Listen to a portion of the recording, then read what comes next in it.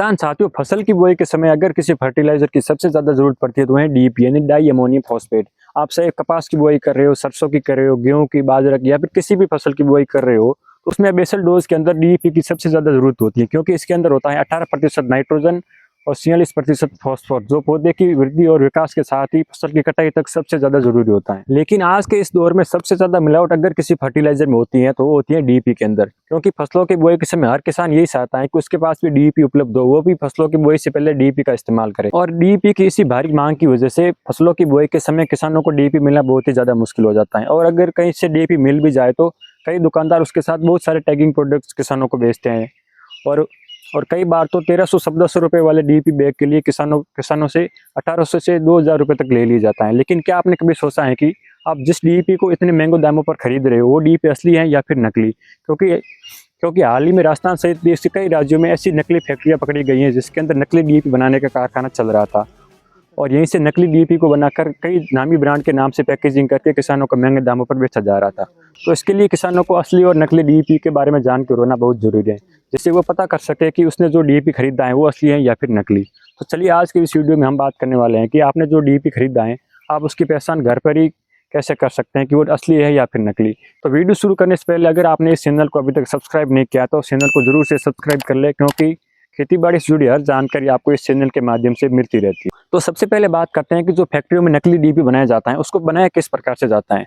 तो साथियों, हाल ही में जो राजस्थान के अंदर जयपुर, हनुमानगढ़ और अजमेर के अंदर, किशनगढ़ अजमेर के अंदर जो नकली डीएपी बनाने की फैक्ट्रियां पकड़ी गई थी उसके अंदर अधिकतर मार्बल की स्लरी का यूज किया जाता था। यानी ये पत्थर के छोटे छोटे टुकड़े होते थे जो दिखने में वो डीएपी के दानों की तरह दिखते थे, और इसी का यूज करके नकली डीएपी बनाया जा रहा था। फिर इसी नकली डीएपी को नामी ब्रांड के नाम पे पैकेजिंग करके मार्केट में भेजा जाता था।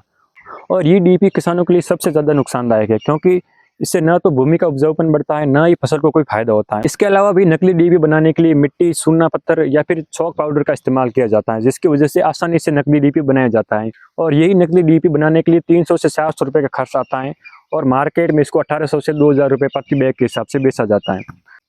तो ये तो हो गई नकली डीएपी बनाने की बात। अब बात करते हैं कि आपने जो डीएपी खरीदा है आप उसकी पहचान कैसे कर सकते हो कि वो डीएपी असली है या फिर नकली। तो चलिए अब बात करते हैं इसी के बारे में।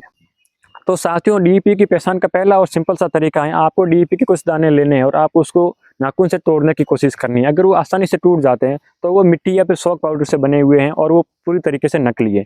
तो साथियों, दूसरा तरीका है, आपको डीएपी के कुछ दाने लेने हैं और उसके अंदर जो तंबाकू मिलाने वाला चूना होता है इसको थोड़ा सा इसके अंदर मिलाना है।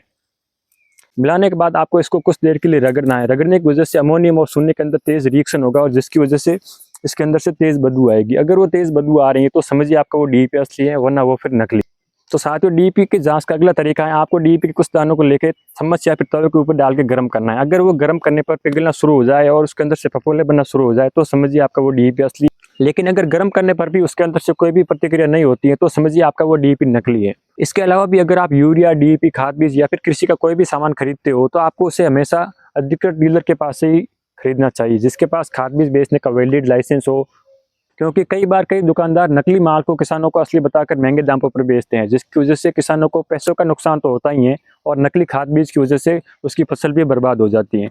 वही अगर आपको लगता है कि आपने जो माल खरीदा है वो नकली है तो आप इसकी शिकायत नजदीकी कृषि विभाग कार्यालय में भी कर सकते हो। साथियों, असली और नकली डीएपी की पहचान का ये वीडियो आपको कैसा लगा कमेंट करके जरूर बताएं, और साथ ही इस चैनल को सब्सक्राइब नहीं किया तो सब्सक्राइब जरूर करें।